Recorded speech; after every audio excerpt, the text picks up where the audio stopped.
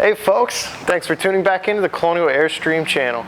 Joe Welch is here with another service tech tip video. It's very easy to overthink the little things when you're about to depart for your trip. Sometimes you just want to hook up and go.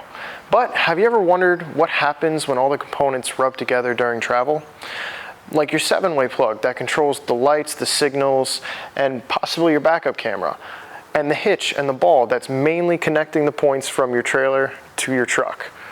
Well, stick with me and we're going to go over trailer plug and hitch maintenance so you can better enjoy your RV next time you take it out.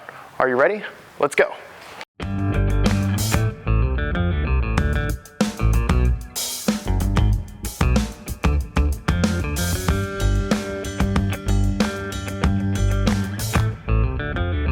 So let's start at the back of the truck with our 7-way plug. So as you know, these connectors are designed to supply power to our trailer tail lights, our turn signals, our brake lights, the electric trailer brakes themselves, our reverse lights, and give auxiliary power and ground to the trailer to charge the batteries while you're driving, also known as a charge lead. So the last thing we want is something to interfere with this connection we have back here. It's a good maintenance tip to keep this guy re-greased more or less after every use, but mostly blown away from any debris and cleaned of any buildup of anything that's going to stop our plug from going in nice and tight and making flush contact. So when you're traveling, while unlikely, there are chances that dirt and debris can get up into your 7-way receiver. So in order to clean this guy up, all you need is a small set of preferably plastic wire brushes. You really don't want to take a metal brush and connect any of these connectors in there while you're trying to clean it. And you can get these at any pretty much hardware, car, auto parts store pretty cheaply. And also a duster can or any kind of compressed air blown in there will also help you clean off the contacts on these posts. So you also want to keep your 7-way clean and avoid any damage related to the cord, because these guys are pretty difficult to replace. They need to be ran through your frame and up into the unit and then grounded out on your 12-volt distribution box. These guys to clean as well. Your wire brushes are also going to be a very good handy tool, but blowing out these contacts and keeping them coated just to avoid patina is a great tip as well. Once you're done with your cleaning process, it's time for you to apply a little dielectric grease to your 7-way. This is if you have an older one, if you want to keep this contact working correctly.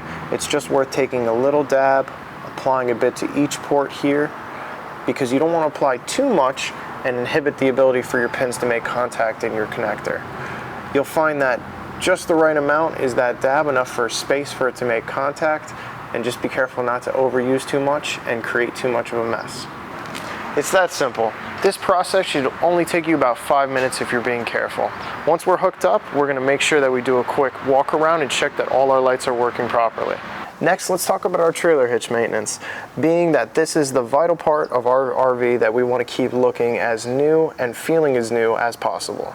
So during your orientation here at Colonial, we normally teach our clients, whether you have a traditional ball mount like this or a weight distributing hitch, it's always very important to keep grease on the ball on the front.